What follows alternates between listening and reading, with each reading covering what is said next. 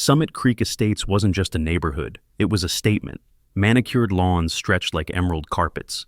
Identical mailboxes stood sentinel along spotless curbs, and even the blooming flowers seemed to adhere to an invisible, rigidly enforced color palette. It was the kind of pristine perfection that felt less like home and more like a meticulously curated exhibit. Into this atmosphere of unnerving order drove Art Vance, a structural engineer whose life revolved around blueprints, measurements, and the reassuring certainty of rules as he pulled his sensible sedan into the driveway of his new corner house. Art felt a quiet appreciation for the surface tranquility, unaware of the simmering neighborhood drama, brewing beneath the flawless facade. Unpacking was for Art a precise operation. Boxes were opened sequentially, tools laid out on clean drop cloths in his garage.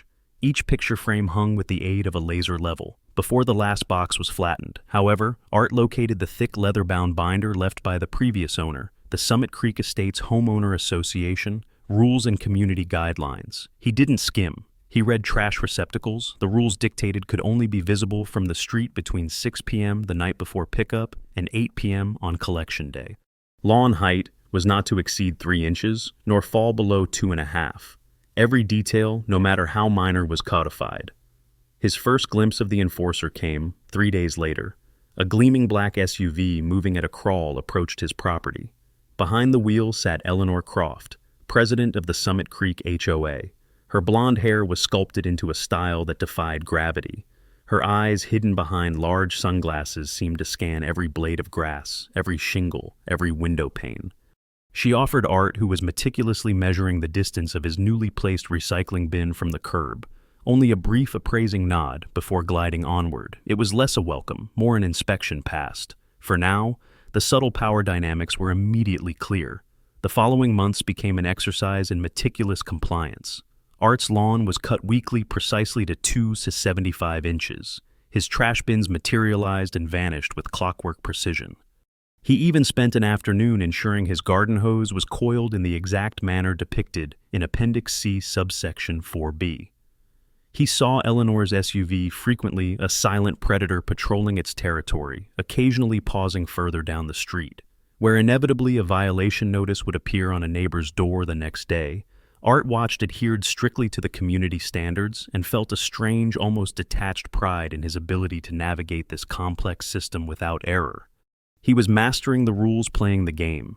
He just didn't realize yet that in Summit Creek Estates, the rules were merely a weapon waiting to be wielded. Living on a corner lot in Summit Creek Estates offered expansive views, but Art Vance quickly discovered the downside: exposure. The street bordering the side of his property, while not a major highway, carried a steady stream of traffic, especially during morning and evening commutes. The noise was a constant hum, and the feeling of being perpetually observed by passing drivers chipped away at the tranquility he sought. Privacy, it turned out, was a luxury not automatically afforded by the community standards of Summit Creek. True to his nature, Art didn't complain. He researched. He pulled out the formidable HOA binder once more, this time searching for solutions under sections related to landscaping and property screening. Hours were spent cross-referencing approved plant lists in Appendix C with regulations regarding height limitations and setback requirements for corner visibility zones. The HOA rules were labyrinthine, but Art navigated them with the same precision he applied to structural engineering calculations. Natural privacy barriers. One section stated, are permissible, provided they do not exceed 6 feet in height at maturity and maintain a minimum 15-foot setback from the property corner to ensure traffic safety. Armed with specific parameters, Art selected a species of dense columnar evergreen, Emerald Spires juniper, noted for its tidy growth and listed as an approved variety. He contacted Summitscapes, a landscaping company prominently featured on the HOA's list of preferred vendors. Art provided them with copies of the relevant bylaw sections, his property survey marking the precise installation line well beyond the required setback, and specified the desired height upon installation. 5 feet 10 inches, allowing room to grow, but staying under the limit. The installation was completed over 2 days. Art was present, tape measure in hand, politely verifying the setback distances and the initial height of each shrub. The landscapers accustomed to the landscaping guidelines of Summit Creek worked diligently. When they finished, a neat row of deep green emerald spires stood sentinel along his side yard, forming an elegant living screen. The The traffic noise immediately softened, and the intrusive gaze of passing cars was blocked. Standing back to admire the work, Art felt a surge of quiet satisfaction. He had identified a problem, researched the property improvement protocols, followed the rules meticulously, and achieved the desired result. His home finally felt a little more like a sanctuary. Art Vance pulled into his driveway after a long Tuesday at the engineering firm, a sense of quiet accomplishment settling over him. The demanding bridge project was finally on schedule, and he looked forward to relaxing in the newfound privacy his emerald spires provided. But as his gaze swept across his side yard, the feeling evaporated, replaced by a cold, sharp jolt of disbelief. Where his lush 5'10" green screen had stood just that morning, there was now only a brutal row of jagged waist-high stumps. Wood shavings littered the perfectly manicured grass, and the distinct whine of professional hedge trimmers still hung faintly in the air. Standing near the butchered remains, supervising two workers, packing away their equipment, was Eleanor Croft. Her posture was ramrod straight, sunglasses perched perfectly on her nose, projecting an air of absolute authority. A small, almost offensively bright orange flag, unnoticed by Art before, was now staked near the corner of his property line. Fury hot, an immediate surge through Art, tightening his chest. He slammed his car door harder than intended and strode across the lawn, his fists clenching and unclenching at his sides. Years of managing high-stress construction sites had taught him control, but this felt different. This felt personal. "Excuse me," Art managed his voice tight but level, betraying none of the rage simmering beneath. "What is going on here? What happened to my shrubs?" Eleanor turned slowly, removing her sunglasses with deliberate motion. Her eyes, cool, blue, and unblinking, assessed him. A faint plastic smile touched her lips, but didn't reach her eyes. "Ah, Mr. Vance, a necessary property adjustment. I'm afraid your new plantings were found to be in violation of bylaw 68 subsection C, obstructing the designated visibility corridor at the intersection." She gestured vaguely towards the tiny orange flag. A clear safety hazard, Art stared at the mangled stumps, remnants of his careful planning and significant expense. "Violation? I researched this thoroughly. They were planted exactly according to the setback requirements in the handbook, well beyond the 15-foot minimum, and they were under the 6-foot height limit." "Ah, but the potential for obstruction, Mr. Vance," Eleanor countered smoothly, as if explaining something simple to a child. "And as HOA president, I have the authority, indeed the obligation, to take immediate action when safety is compromised." The board approved emergency measures. Art took a deep, steadying breath, forcing the engineer's logic to override the homeowner's fury. "Emergency measures, Mrs. Croft, the handbook is very clear. Section 4. Paragraph 2 explicitly states that direct action by the board requires written notification delivered to the homeowner, allowing a minimum 5-day compliance window. Before any intervention I received, no such notice." Eleanor waved a dismissive hand, the diamonds on her bracelet catching the afternoon sun. "A general email regarding intersection visibility was sent out last week. Sufficient notification under the circumstances. We can't let procedural nuances endanger residents." Her gaze swept over the ravaged shrubs with an air of satisfaction. Frankly, they looked rather unruly anyway. The casual cruelty of her final remark struck Art harder than the blatant disregard for the rules, her rules. He saw then the capricious nature of her power. The bylaws weren't guidelines for community living. They were tools for her control, applied or ignored at her whim. "This is unacceptable," Art stated, his voice low but firm. "Those shrubs were professionally installed according to your listed guidelines and approved vendor list. They were a considerable investment." Eleanor's smile tightened. "Well, the association will of course need to bill you for the removal service today. $475, you should receive the invoice shortly." With another brief dismissive nod, she handed cash to the workers and glided back towards her gleaming black SUV, leaving Art standing amidst the wreckage of his privacy screen, a simmering sense of injustice solidifying into cold, hard resolve. The game had changed. He hadn't just been pruned, he'd been provoked. The anger didn't dissipate that evening. It coalesced. Instead of simmering with impotent rage, Art Vance felt a cold, sharp focus settle over him. The injustice wasn't just the destruction of his property or the financial sting. It was the blatant, arrogant disregard for the very rules Eleanor Croft purported to uphold. Fine, he thought, spreading the thick HOA binder, his property survey, and the landscaping invoice across his dining room table. Under the bright glare of an overhead light, if rules were the weapon of choice in Summit Creek Estates, he would learn to wield them with surgical precision. He pored over the dense pages, highlighter in hand, dissecting paragraphs, cross-referencing appendices, revisiting the sections on landscaping, property modifications, and dispute resolution. His engineer's mind, trained to find clarity and complexity, meticulously mapped the intricate web of regulations. He reread the section Eleanor had conveniently ignored regarding notification periods. He noted the vague language around emergency actions and the lack of specific definitions for a visibility corridor beyond the standard setback requirements he had met, then buried deep within Section 7, Architectural Standards and Modifications. He found it a subtle but crucial distinction. While subsection A dealt with natural landscaping elements, hedges, shrubs, trees, and contained the height restrictions Eleanor had selectively weaponized, subsection B addressed structural boundary elements. Fences, retaining walls, and privacy walls, constructed of approved materials, fell under a different set of guidelines. These structures required formal application to the Architectural Review Committee. ARC adherence to county building codes, and most importantly, could be constructed up to a maximum height of 6 feet, provided they used pre-approved materials and finishes. A slow, grim smile touched Art's lips. Eleanor, in her haste to assert dominance over his shrubs, had perhaps overlooked this paragraph. Or maybe she assumed no one would dare challenge her interpretation or navigate the ARC process. She underestimated Arthur Vance. He wasn't just a homeowner, he was a structural engineer with 15 years of experience designing far more complex structures than a simple privacy wall. He pushed the binder aside and booted up his professional CAD software. The vague notion solidified into a concrete plan. He would replace his decimated natural screen with a structural one, a 6-foot-high cinder block wall.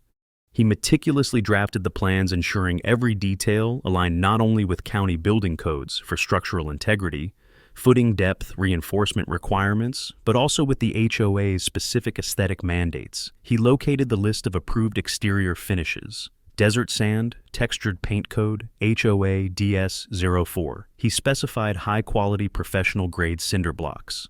He calculated the exact dimensions, ensuring the full 6-foot height and confirming it met the necessary property line setbacks outlined for structural elements which might differ slightly, but he'd use whichever was stricter to be safe. Within hours, he had a complete set of professional blueprints, material specifications, and even several computer-generated renderings showing exactly how the finished wall would look painted in the approved desert sand shade, integrating seamlessly yet definitively into his property line. This wouldn't be a flimsy complaint. It would be an ironclad, professionally engineered application, ticking every single box in Eleanor Croft's own rulebook. He wasn't just seeking privacy anymore. He was building a monument to malicious compliance. His determination was no longer just simmering. It was forged steel. The application package art Vance assembled was impeccable. Professional blueprints, detailed material specifications, color renderings, keyed to the approved HOA palette, cross-references to relevant county codes, and a cover letter formally requesting approval from the Architectural Review Committee. ARC for his proposed 6-foot privacy wall. He made multiple copies, ensuring every page was crisp and clear. This wasn't a casual request. It was a submission, demanding serious consideration, backed by professional expertise. He didn't drop it in the HOA mailbox or hand it over casually. Art drove to the post office and sent the entire package via certified mail, return receipt requested, addressed directly to the Summit Creek Estates HOA office. Attention ARC chairperson, a position he knew Eleanor Croft held. The green certified mail slip stamped and dated by the postal clerk and the eventual signed return receipt would be irrefutable proof of delivery, and the date the clock started ticking. He meticulously filed his copies and the postal receipt according to Bylaw 7.3. Architectural Review Procedure. The ARC had exactly 14 calendar days from receipt of a complete application to issue a formal written response, approval denial, with specific reasons citing bylaw violations or a request for modifications, failure to respond within the stipulated time frame. The bylaw clearly stated constituted automatic approval of the submitted plans as presented. The first week passed in silence. Art continued his routine, driving past the barren patch where his shrubs once stood, a constant visual reminder of the confrontation. He resisted the urge to call immediately, wanting to give the process its due course, documenting his adherence to procedure. On day 8, he made his first follow-up call. A harried-sounding receptionist at the HOA management office listened politely before stating vaguely, "Oh yes, Mr. Vance. I believe the committee is reviewing several applications currently. They'll respond in due course according to the guidelines." No confirmation of his specific application being actively reviewed. On day 11, Art sent a polite email referencing his application date and certified mail tracking number, requesting a status update. The reply received 2 days later on day 13 was equally non-committal. "Thank you for your inquiry. The ARC processes applications in the order received. You will be notified of the committee's decision." The silence felt deliberate, calculated. Art suspected Eleanor was letting the clock run down, perhaps assuming he'd eventually give up or make a mistake. But Art wasn't making mistakes. He was patient, methodical, and fully aware of the approaching deadline. As day 14 dawned, with no formal communication, no approval, no denial, no request for changes, Art checked his mailbox one last time. Nothing. The certified silence from the HOA was deafening, but according to their own rules, it spoke volumes. The deadline was here. The wait was over. Day 15 dawned clear and bright. There was no communication from the HOA, no last-minute email, no notice taped to his door. The silence, as stipulated by bylaw 7.3, was Art Vance's green light. Before heading to his own office, Art made arrangements. By mid-morning, a compact bright yellow excavator sat parked on the street near his property, and Art, having taken personal time off work, was carefully maneuvering it onto his lawn. The powerful engine hummed, a stark contrast to the usual suburban quiet, as the bucket bit into the earth, starting the long, precise trench for the wall's foundation. He was barely an hour into the meticulous work, carefully preserving the surrounding turf, when the familiar sound of an expensive engine braking sharply shattered the peace. Eleanor Croft's black SUV screeched to a halt, directly in front of his house, parked haphazardly halfway onto the curb. The driver's door flew open, and Eleanor emerged, her face flushed a shade of red that clashed vividly with her crisp white linen suit. She marched across the lawn, her designer heels sinking slightly into the soft grass, arms waving like a traffic controller, having a meltdown. "Stop! Stop this immediately!" she shrieked, her voice carrying across the neighborhood, sharp and brittle. "What in God's name do you think you are doing? Mr. Vance, you absolutely cannot build a wall here. I forbid it." Art calmly switched off the excavator's engine, the sudden silence amplifying the tension. He climbed down from the operator's seat, grabbing a clipboard he'd placed nearby. He faced Eleanor, maintaining a deliberate, unruffled composure despite the torrent of her fury. Several neighbors drawn by the commotion were now visible, peeking through blinds, standing hesitantly on their porches, witnessing the unfolding neighborhood conflict. "Actually, Eleanor," Art began, his voice even and professional, deliberately using her first name to subtly shift the power dynamic, "I can. And I am. You most certainly are not. This is unapproved construction. It violates." Art held up a hand, cutting off her tirade, gently but firmly. "According to the Summit Creek Estates bylaws, specifically bylaw 7.3 regarding architectural review procedures, my project received automatic approval as of midnight last night." He flipped the top page on his clipboard. "I submitted my complete application package for this privacy wall exactly 15 days ago. Here," he extended the clipboard, "is a copy of the dated application." Eleanor stared at the paper as if it were coated in poison, refusing to take it. "This is preposterous. I never saw this application. The committee never approved such a thing." "That may be," Art agreed calmly, retrieving another document from under the first. "However, the bylaws state the committee has 14 days to respond in writing. They did not. Therefore, approval is automatic. And here," he added, holding up the crucial green slip, "is the certified mail return receipt for the application package signed for by HOA office staff, specifically signed by you personally, 14 days ago upon delivery." Eleanor's face contorted. Her eyes darted from the receipt in Art's hand to the growing trench, then to the curious eyes of her neighbors. For a moment she seemed genuinely stunned into silence, her usual imperious facade faltering. Art could almost see the frantic calculations behind her eyes, but the silence was fleeting. Indignation quickly replaced shock. This is exploiting some ridiculous loophole. she sputtered, regaining her volume. "This is unacceptable. I will be calling an emergency meeting of the board immediately to address this. This wall will not stand, Mr. Vance. You will be responsible for removing it and restoring this property to its approved state." Art simply met her gaze. "It's not a loophole, Eleanor. It's the written procedure, the one outlined in the very handbook you provided me when I moved in." He paused, letting the words hang in the air. "You're welcome to call any meeting you like. In the meantime," he gestured towards the excavator, "I have an approved project to continue." Without waiting for another outburst, Art turned his back on her, climbed back into the excavator's seat, and restarted the engine. The steady hum resumed, drowning out whatever else Eleanor might have shouted. He carefully lowered the bucket back into the trench, focusing entirely on the precise line marked on the grass. The lines hadn't just been drawn in the earth. They'd been drawn between him and the unchecked authority of the HOA president, all under the watchful eyes of Summit Creek Estates.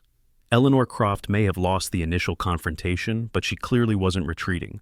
2 days after Art began excavation, a crisp white envelope appeared, taped conspicuously to his front door. Inside was a formal notice of violation from the Summit Creek Estates HOA citing Bylaw 9-1, improper storage of construction materials. The notice claimed the neat pallets of cinder blocks and bags of mortar, recently delivered and stacked tidily near the worksite, were unsightly and needed to be removed or screened from view within 24 hours, or daily fines of $75 would commence.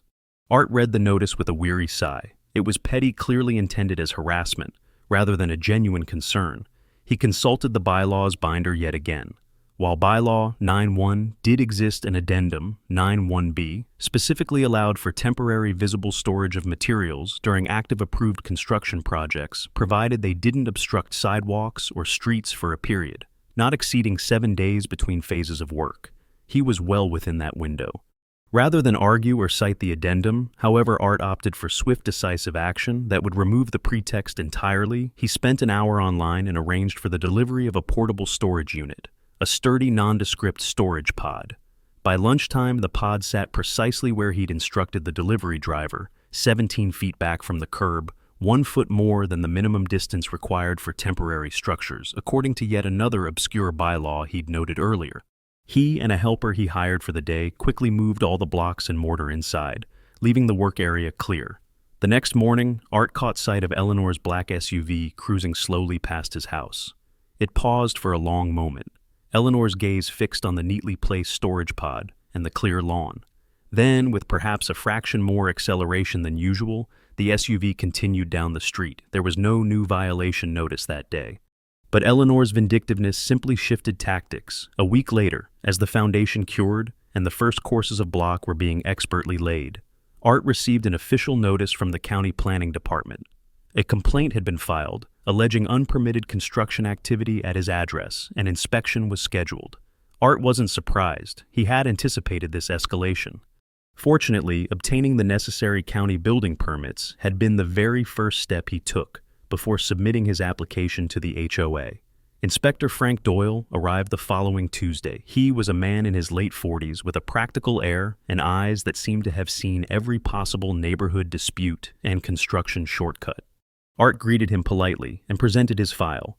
The county-issued permit, the stamped HOA approval letter, the automatic one derived from their non-response, and his detailed blueprints. Doyle reviewed the paperwork meticulously, then walked the site, examining the foundation, the rebar placement within the initial block courses, and the overall neatness of the work area. He nodded slowly. "Looks good, Mr. Vance, solid work. Your permits are all in order." He scribbled on his inspection form. "Honestly, it's refreshing. See a lot of homeowners trying to cut corners on masonry work, especially footings. You clearly know what you're doing." Art thanked him. "I'm a structural engineer, so I tend to follow the specs." Doyle chuckled wryly. "Figures, wish more folks did." He paused, glancing around the pristine neighborhood. "Dealing with HOAs can be interesting, can't they?" His tone was neutral, but Art detected a hint of shared weariness. "You could say that," Art replied non-committally. As Doyle prepared to leave, signing off on the inspection pass, he tapped his clipboard thoughtfully.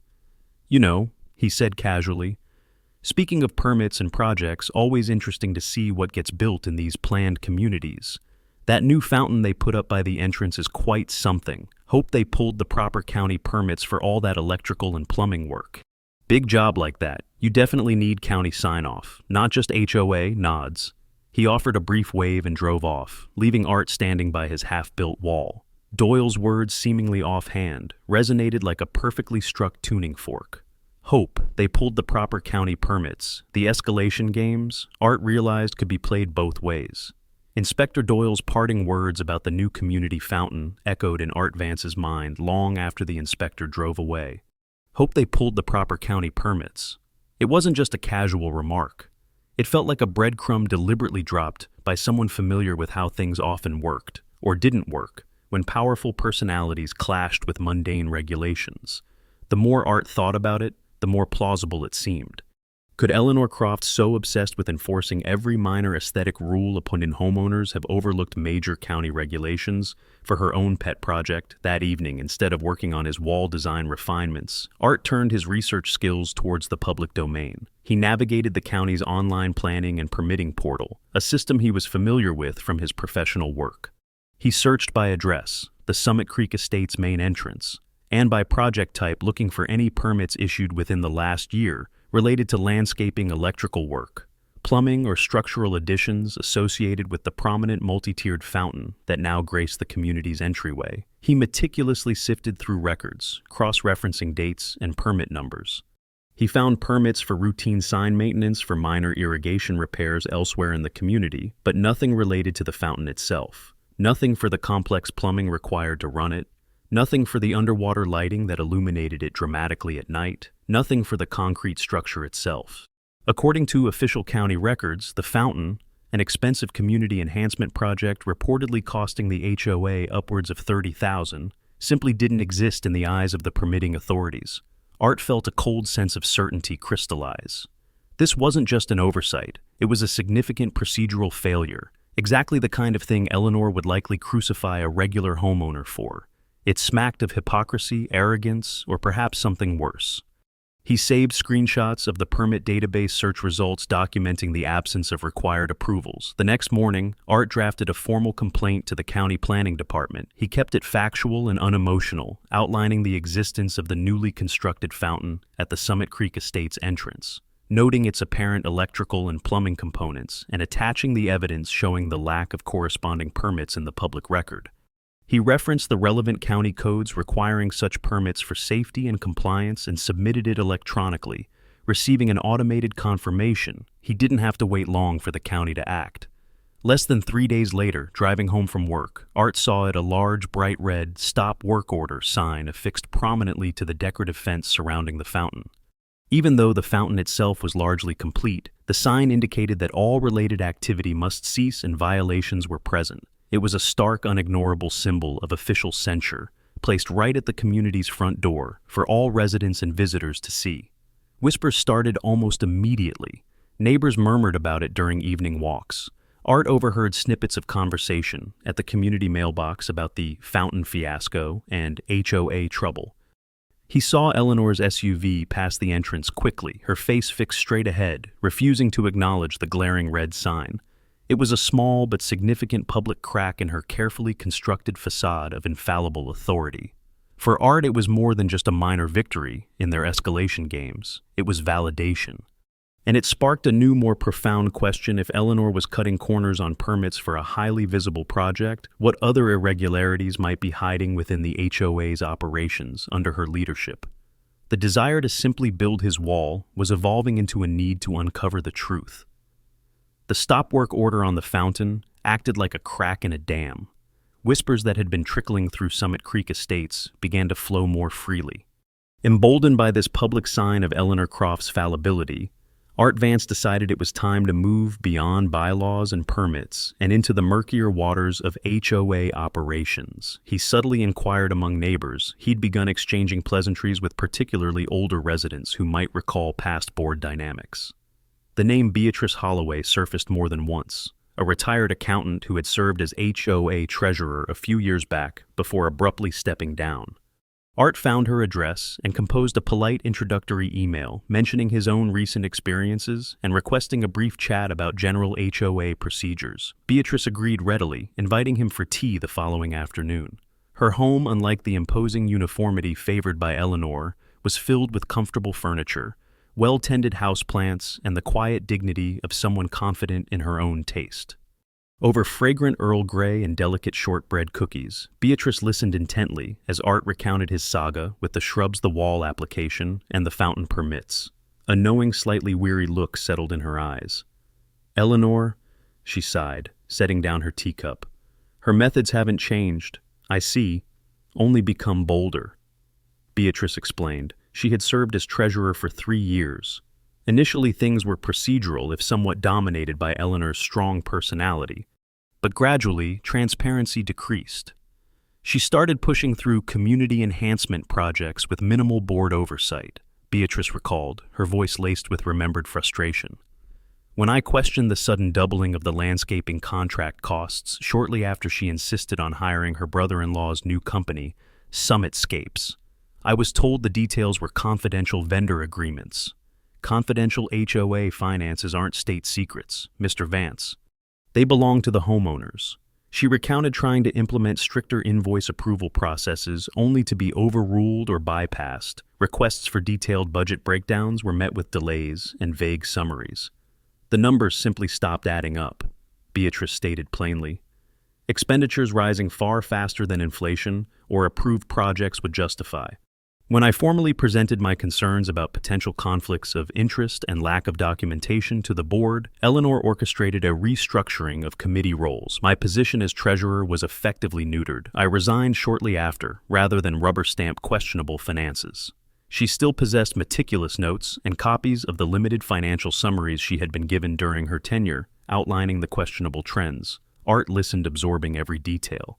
Beatrice's account painted a picture not just of petty tyranny, but of potentially serious financial mismanagement, fueled by nepotism and a deliberate lack of transparency. This wasn't just about his wall anymore. It was about the integrity of the entire HOA under Eleanor's leadership. Later that week, Art attended a brief publicly announced ARC meeting, primarily dealing with minor paint color requests. He watched as Eleanor briskly dismissed a homeowner's query about the fountain's stop work order, calling it a minor administrative delay. Marcus Bellwether, the retired principal, Art recognized from neighborhood walks, sat at the committee table. He shifted uncomfortably in his seat during Eleanor's dismissive answer. His brow furrowed slightly, but he didn't openly contradict her. Art noted the flicker of dissent, however small. Bellwether clearly wasn't entirely comfortable with Eleanor's reign, even if he wasn't yet ready to challenge it. Returning home, Art began compiling his dossier in earnest. He organized Beatrice's insights alongside his own documented experiences. The certified mail receipts, the violation notices, the permit searches, the relevant bylaw sections, highlighted and annotated. He formally requested copies of recent HOA financial statements and board meeting minutes, as was his right as a homeowner. The response was predictable: delays, claims that minutes weren't yet approved, and financials that were overly summarized and lacked the detail Beatrice had warned about. Every refusal, every obfuscation, became another piece of evidence in his growing file documenting a pattern of selective enforcement and deliberate opacity. The fight was no longer just about building a wall. It was about tearing one down, the wall of secrecy Eleanor Croft had built around her control of Summit Creek Estates.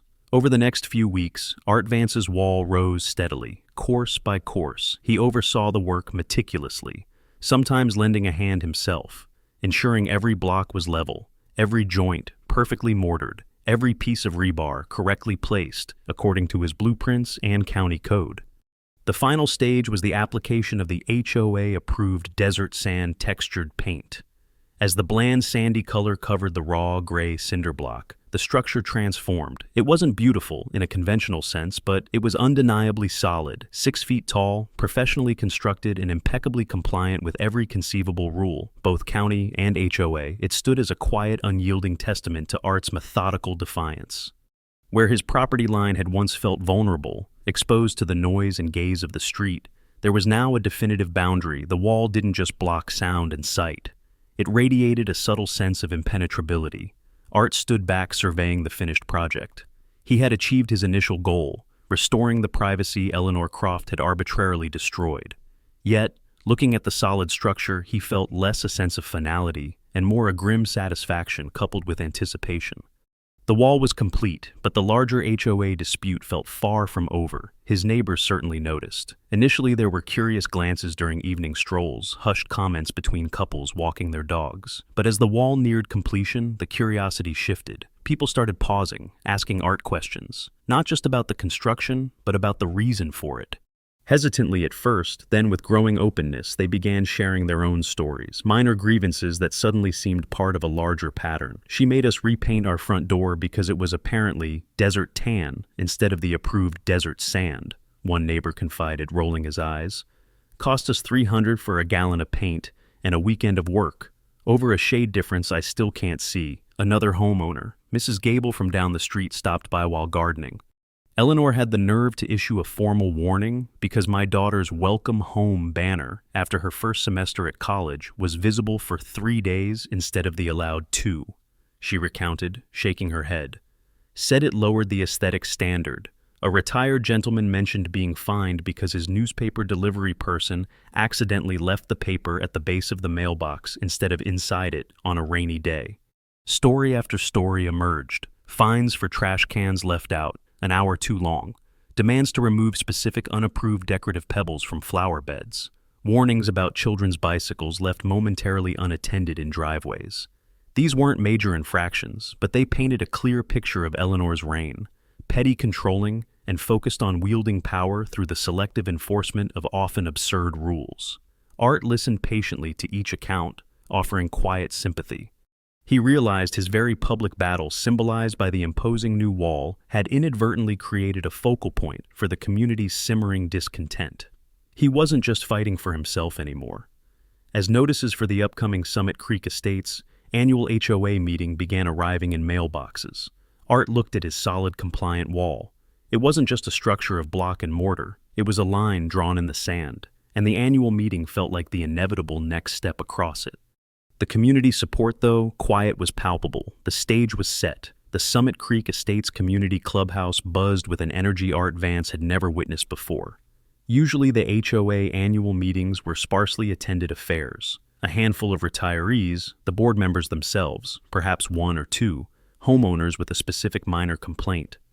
Tonight, however, was different. Nearly 100 residents filled the room, chairs borrowed from the patio hastily arranged in rows.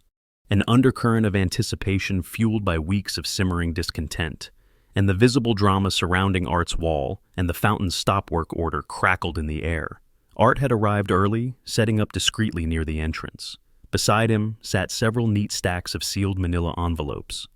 As homeowners filtered in, exchanging curious glances and hushed greetings, Art calmly handed each person or couple an envelope. "Information pertinent to tonight's meeting and HOA governance," he stated quietly, making eye contact but offering no further explanation.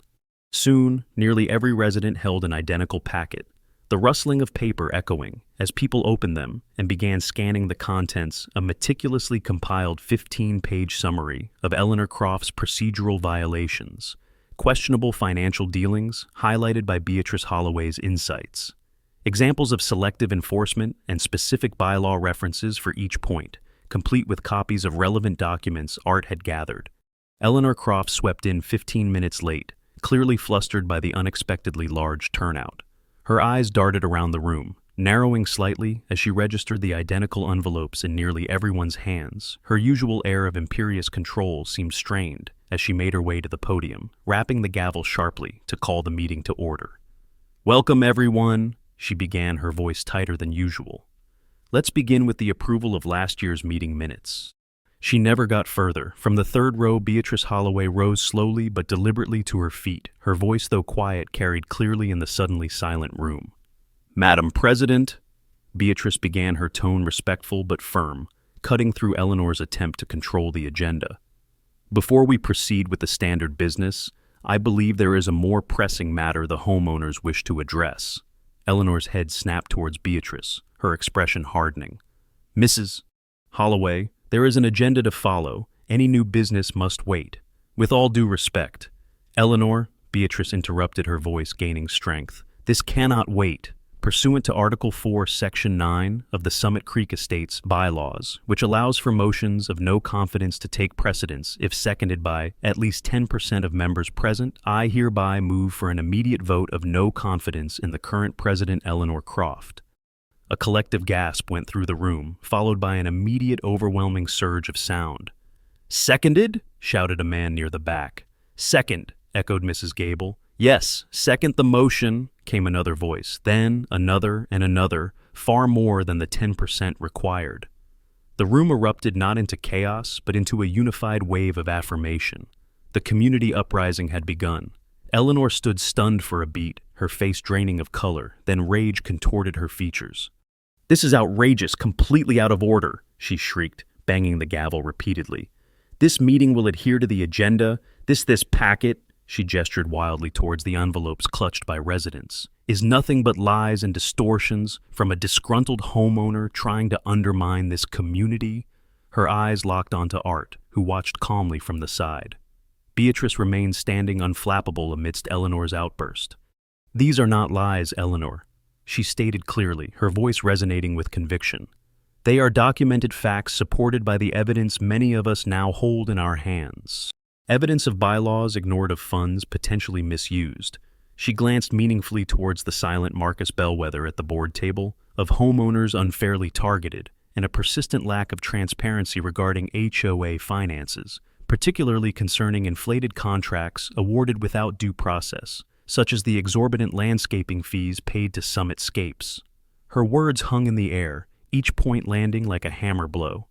Marcus Bellwether looked down at the table, then slowly raised his head, his expression grim but resolute. He offered Beatrice a brief, almost imperceptible nod. "This is a sham, a setup." Eleanor was practically screaming now, her carefully crafted composure shattering completely. "You can't do this." "Actually, Eleanor," Beatrice replied, her voice the calm center of the storm. "According to the rules, your rules, we can, and we must. The motion stands. It has been overwhelmingly seconded. It is time for the homeowners of Summit Creek Estates to decide." The reckoning had arrived. Eleanor Croft's protests dissolved into sputtering incoherence as the collective will of the room solidified against her. The sheer number of residents demanding the vote, combined with Beatrice Holloway's calm citation of the specific bylaw, left her powerless. Marcus Bellwether, seeing the undeniable shift in tide, and perhaps finally finding the impetus he needed, stood up from the board table. "Madam President," Marcus addressed Eleanor, his voice carrying the quiet authority of a seasoned principal used to restoring order. "Mrs. Holloway is correct. According to Article 4, Section 9, a motion of no confidence properly seconded, as this one has been by well over the required threshold, must take precedence. We must proceed with the vote." His gaze swept the room. All those in favor of the motion, expressing no confidence in Eleanor Croft as president of the Summit Creek Estates Homeowners Association, please raise your hand. A sea of hands shot up immediately. Art Vance watched as nearly every resident in the packed room raised their hand high, a silent, powerful referendum on years of autocratic rule. Beatrice Holloway's hand was among the first. Even some who Art suspected might have been fence-sitters joined the overwhelming majority. "All opposed?"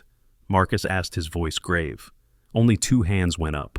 Eleanor Croft herself clutching the podium with white knuckles, and her next-door neighbor, a woman known for benefiting from Eleanor's selective blindness to her own minor property infractions. "Any abstentions?" 3 hands wavered slightly, then stayed down. The result was undeniable. "The motion carries overwhelmingly," Marcus announced into the profound silence that followed the vote count. "Effective immediately. Eleanor Croft is removed from the position of president of the Summit Creek Estates, HOA.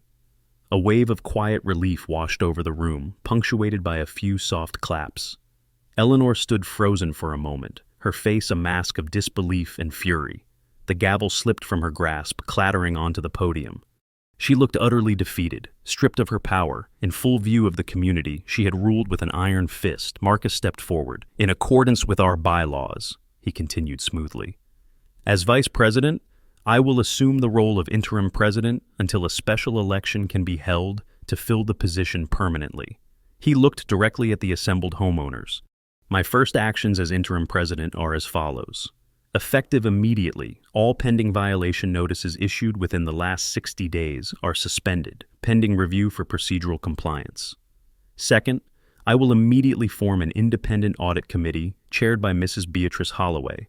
He nodded towards Beatrice, who inclined her head in acceptance, to conduct a thorough review of the HOA's financial records for the past 3 years. We need transparency and accountability.